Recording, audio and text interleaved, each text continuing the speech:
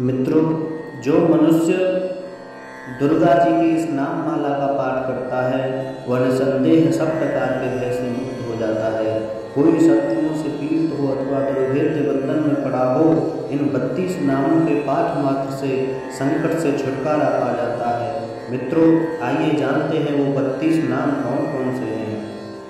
दुर्गा दुर्गा तिशमनी, दुर्गा निवारिणी, दुर्गमच्छेदिनी, दुर्गा साधिनी, दुर्गनाशिनी, दुर्गतोद्धारिणी, दुर्गा निहंत्री, दुर्गमापहा, दुर्गमज्ञानदा, दुर्गा दैत्यलोकदवानला,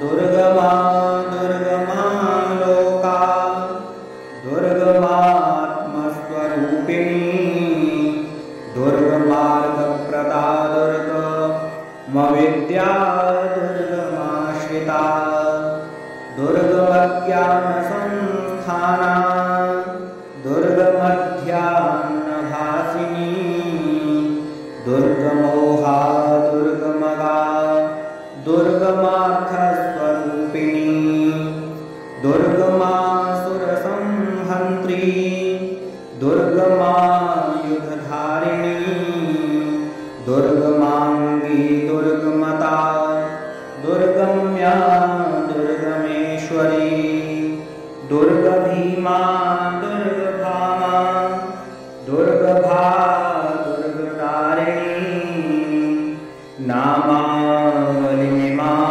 यस्तु दुर्गाया मम मानवः पठेत् सर्वभयान्मुक्तो भविष्यति न संशयः।